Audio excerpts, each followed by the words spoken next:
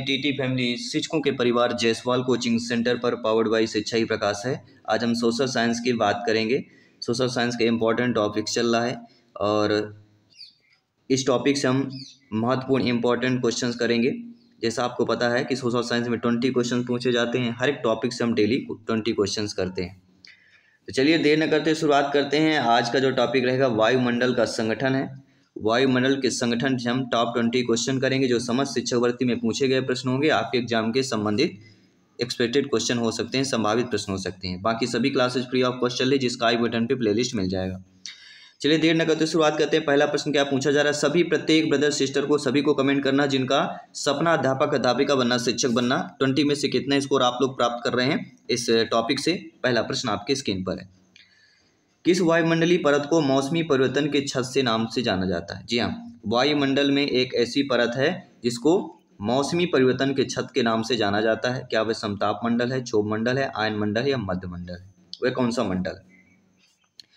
आप सभी लोग जानते होंगे कि क्षोभ मंडल जो होता है, क्षोभ मंडल या पृथ्वी के वर्ण सबसे निचली परत होती है। एग्जाम में आता है सबसे निचली परत कौन सी है, तो वह क्षोभ मंडल कहलाती है। सबसे निचली परत होती है। यह 8 से लेकर 15 किलोमीटर के आसपास यह परत पाई जाती है और 5 से लेकर 9 मील तक ये फैली हुई है। मौसमी परिवर्तन जो घटनाएं होती हैं क्षोभ मंडल में ही होती हैं। इसमें हवा में संवहन होता है, बादल, बारिश, हवा में के पैटर्न यह आपके इसी में बनते हैं। क्षोभ मंडल के ऊपर फिर आपका आता है समताप मंडल। समताप मंडल फिर आता है मध्य मंडल, फिर इसके बाद आता है ताप मंडल या आयन मंडल की बात करें। लेकिन मौसमी से संबंधित या मौसमी की गतिविधियां मुख्य रूप से क्षोभ मंडल में ही होती हैं। अगर एग्जाम में आए तो ये आपसे बनना चाहिए। अगला प्रश्न देखिएगा। हवाई जहाज प्रायः किस मंडल में उड़ते हैं? हवाई जहाज किस में उड़ते हैं? क्षोभ मंडल, समताप मंडल, मध्य मंडल, वायुमंडल। तो मौसमी संबंधी घटनाएं तो क्षोभ मंडल में होती हैं। अगर यहाँ पे हवाई जहाज उड़ेगी तो मौसम में फंस जाएगी, तो इसके ऊपर जाना पड़ेगा हवाई जहाज को। तो इसके ऊपर कौन सा फिर आपका है? समताप मंडल। ठीक है, मौसमी घटनाओं के ऊपर की परत समताप मंडल कहलाती है। और समताप मंडल यह लगभग आपके 10 से लेके 50 किलोमीटर के एरिया में समताप मंडल माना जाता है। यह परत हवा की अपेक्षाकृत शांत होती है, इसलिए समताप मंडल पर ही हवाई जहाज आमतौर पर समताप मंडल पर उड़ते हैं। अगला प्रश्न देखिएगा। हर एक क्वेश्चन साथियों यहाँ पे इंपॉर्टेंट है। सभी ब्रदर सिस्टर जिनका सपना अध्यापक अध्यापिका बनना, सभी लोग कमेंट कीजिएगा। पृथ्वी की सतह से सबसे दूर वातावरणीय परत को क्या कहते हैं? यानी पृथ्वी की सतह से सबसे दूर, यानी सबसे ऊंची परत होगी तो दूर होगा, उसको हम क्या बोलते हैं? मध्य मंडल तो बोल नहीं सकते, ना ही समताप मंडल, तो हम उसे बोलेंगे बहिर्मंडल। बहिर्मंडल में होते हैं। एक्सपोस्फेयर की भी बात करते हैं। यह पृथ्वी के वायुमंडल की सबसे बाहरी परत है जो अंतरिक्ष में संक्रमण करती है। पहले सबसे पृथ्वी के नीचे हमारा क्षोभ मंडल होता है, 1 नंबर पे डालिए नीचे से ऊपर की तरफ। दूसरे में आता है समताप मंडल, तीसरे में आता है मध्य मंडल, चौथे में आता है ताप मंडल, 5वें में आता है बहिर्मंडल जो सबसे ऊपर है। और बहिर्मंडल में वायु के अणु बहुत कम होते हैं। पृथ्वी के गुरुत्वाकर्षण से बाहर निकलकर अंतरिक्ष में फिर इसमें जा सकते हैं। अब बढ़ते हैं अगले प्रश्न की तरफ। पृथ्वी के समीप पाई जाने वाली वायुमंडलीय परत क्या कहलाती है? ट्रोपोस्फियर, स्ट्रेटोस्फियर, आयनोस्फियर या एक्सपोस्फियर? तो पृथ्वी के समीप पाए जाने वाली पहली परत आपकी क्षोभ मंडल कहलाती है। हम कई बार बता चुके हैं। लेकिन अगर आपके एग्जाम में इंग्लिश वर्ड आ जाए, अगर हिंदी से नहीं दिया गया है कि क्षोभ मंडल है, क्षोभ मंडल नहीं दिया गया, तो इंग्लिश इसको क्या बोलते हैं? ट्रोपोस्फियर बोलते हैं। ठीक है, तो यहाँ पे पहला ऑप्शन अकॉर्डिंग टू क्वेश्चन सही हो जाएगा। नो डाउट सभी लोग समझ गए होंगे। वातावरण में सबसे ज्यादा ओजोन का संकेंद्रण कहाँ होता है? ये चयन परीक्षा के लिए सबसे बहुत जरूरी है। हर एक क्वेश्चन इंपॉर्टेंट है यहाँ पे। तो वातावरण में सबसे ज्यादा ओजोन संकेंद्रण पूछा जा रहा है, किस में होता है? आयन मंडल, मध्य मंडल, समताप मंडल, क्षोभ मंडल। अगर आपको पता है तो आप लोग भी कमेंट कर सकते हैं। आपका प्रत्येक कमेंट फीडबैक सर्वोपरि है, सम्मान है। जिनको सोशल साइंस की टॉपर नोट्स चाहिए 9630689598 में व्हाट्सएप करेंगे, टॉपर नोट्स का डिटेल मिल जाएगा कि कैसे किस प्रकार से आपको टॉपर नोट्स की PDF फाइल मिल जाएगी। अगला, वातावरण में सबसे ज़्यादा ओजोन का संकेंद्रण कहाँ होता है? तो सभी लोग जानते हैं वायुमंडल सबसे ज़्यादा ओजोन का संकेंद्रण क्या होता है? स्ट्रेटोस्फियर, जिसे हम समताप मंडल बोलते हैं, 10 से लेके 50 किलोमीटर की एरिया पर होता है। सभी लोग समझ रहे हैं ना अच्छे तरीके से? बहुत बहुत धन्यवाद सभी का। बढ़ते हैं अगले प्रश्न की तरफ। समुद्र पर औसत वायुदाब कितना होता है? समुद्र पर औसतन पूछा जा रहा है, कहीं कम होता है कहीं ज़्यादा होता है, लेकिन अगर जब औसतन पूछा जाए तो याद रखिएगा 10-13.25 मिलीबार। किस में दिया गया? सेकंड ऑप्शन में दिया गया। इसे HPA के नाम से भी जाने जाते हैं, हेक्टा पास्कल बोला जाता है। यह मान, जिसे मानक वायुमंडलीय दबाव भी कहा जाता है, यह मौसम संबंधी माप के लिए एक संदर्भ बिंदु के रूप में उपयोग किया जाता है। बढ़ते हैं अगले प्रश्न की तरफ। वायुदाब प्राय सर्वाधिक होता है जब वायु होती है, यानी वायु कितनी होनी चाहिए जिसे हम वायुदाब हम उसे बोल सकें? ठंड से शुष्क हो, ठंड से नम हो, उष्ण से शुष्क हो या उष्ण से नम होनी चाहिए। तो वायुदाब सबसे अधिक तब होती है जब वायु क्या होती है? जब ठंड से वायु किस में आती है? शुष्क में आती है। जब वायु आपकी ठंड से शुष्क में आएगी, इसमें सबसे ज़्यादा वायुदाब होता है। इसलिए पहले अकॉर्डिंग टू क्वेश्चन जो दिया गया पहला ऑप्शन यहाँ पे सही हो जाएगा। नो डाउट सभी लोग समझ रहे हैं, बहुत बहुत धन्यवाद सभी का। बढ़ते हैं अगले प्रश्न की तरफ। वायुदाब में अचानक आने वाली कमी निम्न में से किसका सूचक होती है? मान लीजिए वायुदाब में अचानक कोई कमी आ जाए तो स्वच्छ मौसम बताएगा, तूफानी मौसम, अत्यधिक शीतल मौसम या वर्षा का मौसम बताएगा? क्या बताएगा? तो आप सभी लोग जानते हैं, ज्ञानी सर्वव्याख्याता लोग हैं, कि वायुदाब में अगर कोई अचानक कमी आ जाती है तो किसका सूचक होता है? तो वायुदाब में अचानक कमी आना तूफानी मौसम का सूचक होता है। जब भी वायुदाब में तेजी से गिरावट होगी तो आमतौर पर तूफान या खराब मौसम की स्थिति का संकेत दे देता है। यही कारण है कि निम्न वायुदाब क्षेत्र में हवा ऊपर की ओर उठता है। ठीक है, तो यहाँ पे अकॉर्डिंग टू क्वेश्चन कौन सा सही हो जाए? चलिए सभी लोग, आप लोगों ने समझ लिया। बढ़ते हैं आपके अगले प्रश्न की तरफ। अगला प्रश्न भी, ये भी बहुत ही इंपॉर्टेंट प्रश्न पूछा गया है कि सामान्य वायुदाब पाया जाता है पर्वतों पर, रेगिस्तान में, सागर तल में या धरातल के 5 किलोमीटर के ऊपर? सभी लोग बताइए। सामान्य वायुदाब पाया जाता है पर्वतों में, रेगिस्तान में, सागर तल में, धरातल से 5 किलोमीटर के ऊपर। सामान्य वायुदाब कहते किसे, ये जानना जरूरी है। अभी हमने इसके पहले क्वेश्चन किया था, आपको बताया था 10-13.25 मिलीबार। ये क्या बताया था? ये एक मानक मान बताया था। समुद्र तल पर वायुदाब इतना होता है और यही क्या कहलाता है? सामान्य वायुदाब। तो कहाँ पर होता है? सागर तल में। थर्ड वाला ऑप्शन जो दिया गया है वह यहाँ पे सही हो जाएगा। बढ़ते हैं अगले प्रश्न की तरफ। अगला प्रश्न कह रहा है निम्नलिखित में से कौन सा कथन जो है यहाँ पे सत्य दिया गया है? अब सत्य कथन का हमें चयन करना है और आप लोगों को कमेंट करके हमें राइट आंसर बताना है। चलिए सत्यता की ओर चलेंगे, सत्य कथन की ओर हमें चलना है और सत्य कथन का आंसर हमें कमेंट बॉक्स में आप लोगों को करना है। देखिए यहाँ पे देखिए, सागर तल पर वायुदाब अधिकतम होता है। वायुदाब को मिली बार में मापा जाता है, ये तो सही हो गया। किसी भी स्थान पर वायुदाब 2 बार बढ़ता है एवं 2 बार घटता है, ये उपरोक्त सभी हो जाए। अब आप लोग बताइए यहाँ पे क्या हो जाएगा?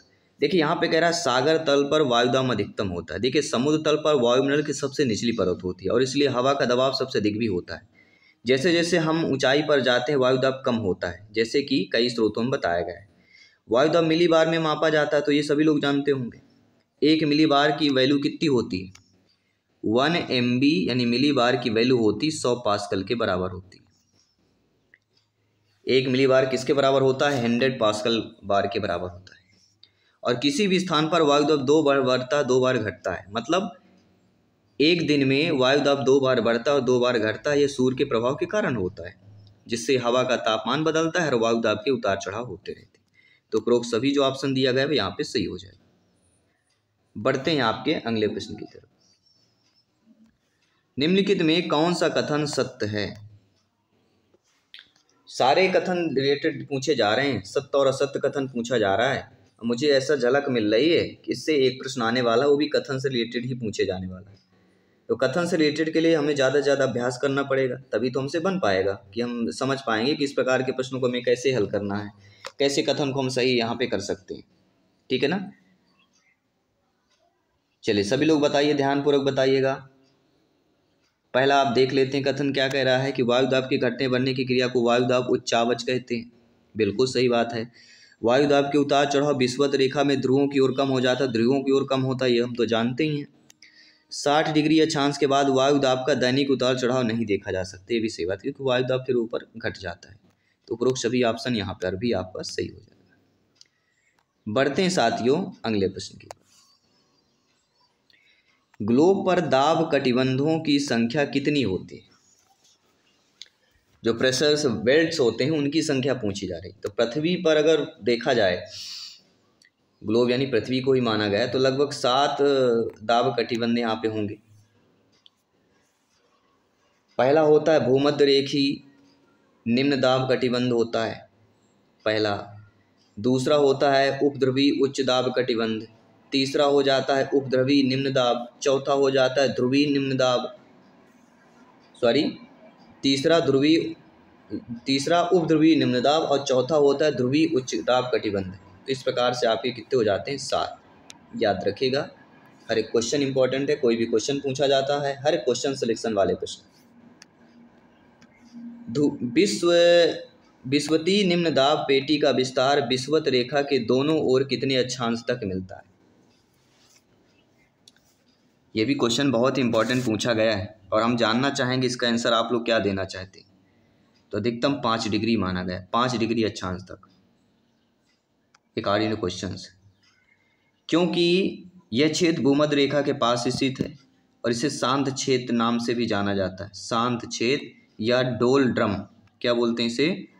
डोलड्रम भी इसे कहा जाता है, क्योंकि यहाँ का तापमान अधिक होने के कारण हवा ऊपर उठती है और क्षैतिज गति इसमें कैसी होती है? अनुपस्थित होती है। क्षैतिज गति इसमें नहीं रहता है, सीधे ऊपर उठती। अगला प्रश्न इसी से रिलेटेड है कि डोलड्रम पेटी का विस्तार सामान्यतः पाया जाता है। जो डोलड्रम पेटी होती है इसका विस्तार किस में पाया जाता है? डोलड्रम पेटी अर्थात सांड पेटी। तो सांड पेटी में कितने होता है? ये भूमध्य रेखा के दोनों तरफ होता है, यानी 5 डिग्री उत्तरी होगा, 5 डिग्री दक्षिणी होगा, यानी जो डी ऑप्शन दिया गया वह सही हो जाएगा, क्योंकि यह निम्न वायुदाब क्षेत्र है जहां हवाएं शांत होती हैं। और डोलड्रम पेटी को अंतः उष्णकटिबंधीय अभिसरण क्षेत्र अर्थात ITCZ भी कहा जाता है। और यह क्षेत्र कैसा होता है? उत्तरी और दक्षिणी गोलार्ध की यहाँ पे व्यापारिक पौने मिलते हैं। अच्छा, डोलड्रम पेटी की विशेषता क्या होती है? यहाँ हवा का दबाव कम होता है जिससे हवा ऊपर उठेगी, शांत हवाएं पाई जाती हैं, वर्षा ऊपर उठने वाले हवा के कारण डोलड्रम पेटी में अक्सर बारिश होती है। सभी लोग समझ गए ना? ये हवा का नाम है, एक डोलड्रम पेटी नाम दिया। डोलड्रम क्षेत्र की विशेषता होती है, जो डोलड्रम क्षेत्र होता है, एरिया होते हैं, इनकी विशेषताएं क्या होती हैं? इसमें ये तो हमने बता दिया कि उष्णकटिबंधीय अभिसरण क्षेत्र कहलाता है, ITCZ, हमने तो बताया पिछले क्वेश्चन में। लेकिन डोलड्रम की विशेषता निम्न दाब एवं वायु का अवकलन होता है, या निम्न दाब एवं मंद पूरी परवन होता है, या सामान्य दाब एवं वायु का अवकलन होता है, या निम्न दाब एवं शांत पवन हो जाएगा। कौन सा होगा? देखिए, सबसे महत्वपूर्ण विशेषता होती शांत, हल्की और परिवर्तनशील हवाएं होती है, गरज के साथ बारिश होती है। तो गरज के साथ बारिश होती तो निम्न दाब वायु दाब या अवतलन नहीं हो जाएगा। फिर आता आपका निम्न एवं तो निम्न दाब तो होगा नहीं। निम्न दाब इसलिए नहीं होगा क्योंकि यहाँ पे हल्की, शांत और हवाएं भी चलती, तो ये आपका निम्न दाब तो नहीं हो सकता। तो यहाँ पे क्या हो जाएगा? निम्न दाब एवं शांत पवन, क्योंकि पवन कैसा होता है? शांत होगा, क्योंकि क्षेत्र की विशेषता यहीं पे होती है हल्की और परिवर्तन हवाएं। इतना याद रखना, डोलड्रम मतलब जहाँ पे हल्की हवाएं और परिवर्तन हवाएं होती हैं वही डोलड्रम, मतलब निम्न दाब और शांत पवन होना चाहिए। चलिए 5 क्वेश्चन और करेंगे, इस क्लास को कंप्लीट करेंगे। शांत पेटी किस रेखा के दोनों ओर पाई जाती है?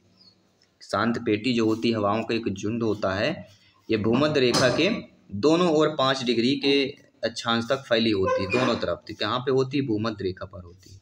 और यह क्षेत्र निम्न वायुदाब का क्षेत्र होता है। और जहाँ हवाएं शांत होंगी, शांत पेटी या डोलड्रम कहा गया था। मतलब शांत पेटी का जिक्र हुआ, मतलब हवाएं शांत समान रूप में होंगी। सभी लोग समझ गए ना? शांत पेटी, जी हाँ, इसका भूमध्य रेखा में 5 डिग्री उत्तर होगा, 5 डिग्री दक्षिण होगा, मतलब नॉर्थ और साउथ, याद रखिए। विश्व के सभी उष्ण मरुस्थल निम्न में से किस पेटी में स्थित हैं? जितने भी विश्व के वर्ल्ड वाइड जो भी उष्ण मरुस्थल हैं वह किस पेटी में होते हैं? ये सभी आपके उपोष्ण कटिबंधीय में जो स्थित होते हैं। मरुस्थल पर आमतौर पर होता है, मरुस्थल में 15 डिग्री से लेके 30 डिग्री अक्षांशों के बीच महाद्वीपों के पश्चिमी के किनारे होते हैं। तो उपोष्ण कटिबंधीय उच्च दाब पेटी इज द राइट आंसर। अगला प्रश्न कह रहा है, इसको भी ध्यानपूर्वक समझना है, कमेंट करना है कि वायुमंडल में ट्रोपोस्फियर के ऊपर कौन सी परत पाई जाती है? तो ये तो जानते हैं ट्रोपोस्फियर का मतलब होता क्या है। ट्रोपोस्फियर का मतलब होता है क्षोभ मंडल। क्या हो जाएगा? इतना ध्यान रखिएगा। ट्रोपोस्फियर का मतलब होता है क्षोभ मंडल, ठीक है ना। और इसके ऊपर क्या होता है? इसके ऊपर होता है समताप मंडल। और समताप मंडल को क्या बोलते हैं? स्ट्रेटोस्फियर, यानी कि first option is the right answer. पृथ्वी में अगर पूछा जाए कुल कितनी परतें पाई जाती हैं, तब आपका जवाब होना चाहिए कुल 5 परतें पाई जाती हैं, जिसमें समताप मंडल, मध्य मंडल, ताप मंडल और वही मंडल, ठीक है ना। इनको ध्यानपूर्वक देखना और समझना है अच्छे तरीके से।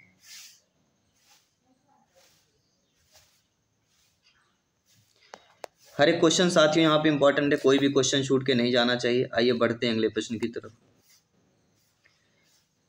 ओजोन परत पृथ्वी से करीब कितने ऊंचाई पर है? जो ओजोन परत है, जो ओजोन लेयर है, वह पृथ्वी से लगभग सतह में कितनी ऊंचाई पर पाई जाती है? 50 किलोमीटर, 300 किलोमीटर, 2000 किलोमीटर, 20 किलोमीटर। ये तो जान लीजिए कि 50 से कम ही होगा, इतना दिमाग में बैठा के रखना है। मतलब 15 से 35 किलोमीटर के आसपास होता है। और 9 से 22 मील, अगर मील में पूछा जाए तो याद रखिएगा क्या होता है? 15 से 35 किलोमीटर और 9 से लेके 22 मील तक, यानी कि जो डी ऑप्शन कह रहा है बिल्कुल यहाँ पे सही हो जाएगा। 50 किलोमीटर वाला सही नहीं होगा, क्योंकि 10 से 50 फिर आपका कौन सा परत होता है? समताप मंडल हो जाता है।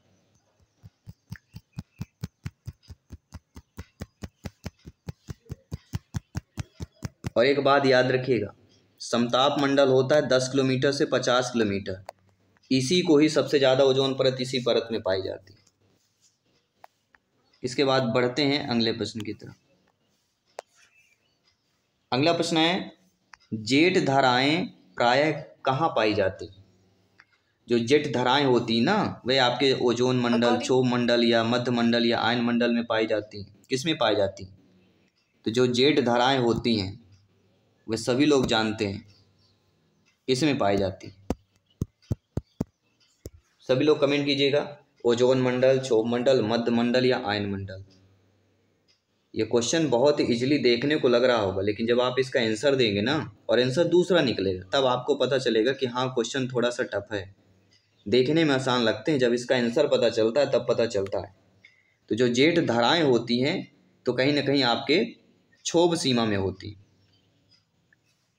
क्षोभ सीमा सभी लोग जानते होंगे ना, ये कई बार पूछा गया है।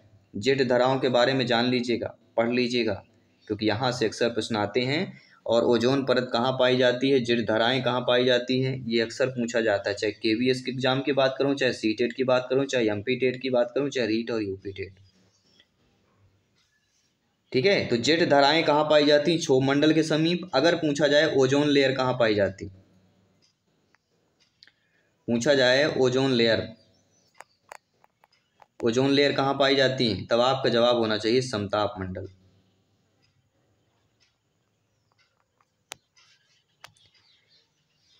ठीक है, ये रहे हमने 20 क्वेश्चन किए। अब 20 में से आप लोगों को क्या सही आया है, सभी लोगों को कमेंट करना, फीडबैक करना है। हर एक क्वेश्चन यहाँ पे इंपॉर्टेंट है। बढ़ते हैं अगले प्रश्न की तरफ, और अगले क्लास जल्दी करेंगे। सारी क्लासेस चल रही, जल्द से जल्द सभी सब्जेक्ट की क्लासेज आएंगी, मॉडल पेपर आएंगे, प्रैक्टिस सेट आएंगे, प्रैक्टिस पेपर आएगा, क्योंकि सिलेक्शन यहाँ पे पाना है और आउट ऑफ 100 में हमें 80 नंबर लाना ही लाना है सिलेक्शन पाने के लिए। तो सिलेक्शन पाना है तो 80 नंबर लाना है। इसके लिए टॉपर नोट्स भी हमारी आ चुकी है। टॉपर नोट्स आपकी तैयारी को 20% और बढ़ा देने वाली है। तो टॉपर नोट्स अगर आपने हमारी संस्था का नहीं मंगाया तो टॉपर नोट्स जरूर मंगा लीजिएगा। केवल व्हाट्सएप करना है 9630689598। इसमें व्हाट्सएप मैसेज करिएगा, टॉपर नोट्स का डिटेल आपको उपलब्ध हो जाएगा। धन्यवाद सभी का। जय हिंद, वंदे मातरम।